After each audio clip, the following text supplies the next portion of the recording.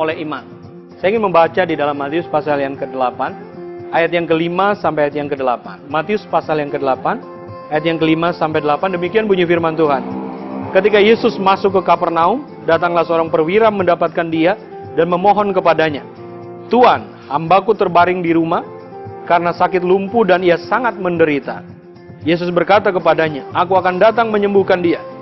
Tetapi jawab perwira itu kepadanya, "Tuan, aku tidak layak menerima Tuan di dalam rumahku. Katakan saja sepatah kata, maka hambaku itu akan sembuh." Bapak Ibu Saudara sekalian, pemirsa yang diberkati Tuhan, ini adalah sebuah cerita mengenai iman dari seorang perwira Romawi yang luar biasa. Dia mengerti akan otoritas Tuhan. Dia tahu akan kuasa Tuhan. Sehingga dia berkata kepada Tuhan atau kepada Kristus, "Tuhan, sebutkan sepatah kata saja, maka hambaku akan sembuh." Kenapa Yesus kemudian memuji kalau kita membaca bagian teks sampai akhir dari cerita ini? Yesus memuji iman dari perwira Romawi ini.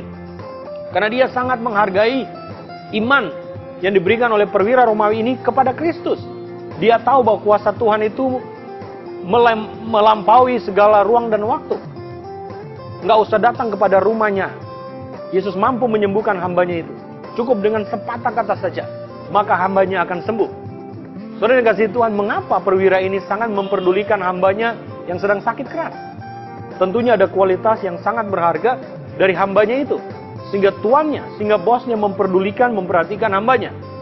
Dan ini yang membuat Yesus tahu persis bagaimana kerendahan hati dari perwira Romawi ini. Dia peduli dengan orang lain. Dia tidak menganggap dan tidak melihat pangkatnya. Perwira Romawi ini sangat peduli, care sama orang lain. Dan itu menjadi nilai plus dari apa yang Tuhan lihat kepada diri perwira Romawi ini selain imannya yang luar biasa. Bapak Ibu Saudara sekalian, miliki dan dapatkan iman seperti apa yang dilakukan oleh perwira Romawi ini. Sehingga ketika kita mengalami persoalan pergumulan, kita bisa disembuhkan oleh Tuhan.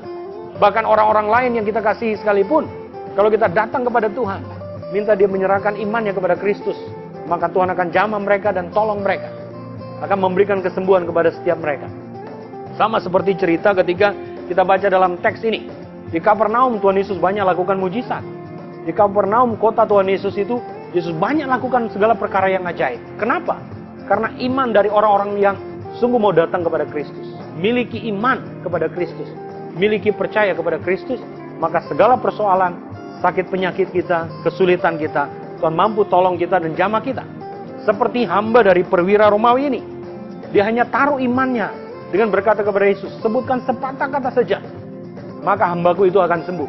Dan ini kuasa Tuhan yang bekerja luar biasa. Itulah juga yang menyebabkan Yesus berbeda dengan dukun.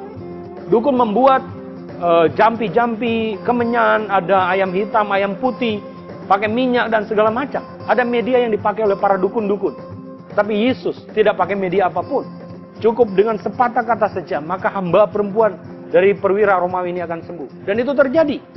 Kalau kita membaca ayat yang ke-13, Matius pasal yang ke-8, lalu Yesus berkata kepada perwira itu, "Pulanglah dan jadilah kepadamu seperti yang kau percaya." Maka pada saat itu juga sembuhlah hambanya. Luar biasa, iman yang dia taruh, yang dipercayakan kepada Kristus membuahkan hasil.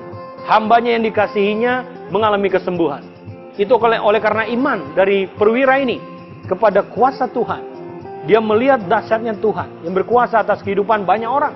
Menyembuhkan segala sakit penyakit. Dan dia percaya bahwa ketika dia mau percaya datang kepada Kristus, hamba perempuan yang dia miliki, yang dia punya, yang bekerja kepadanya pun akan mengalami kesembuhan. Dan itu terbukti.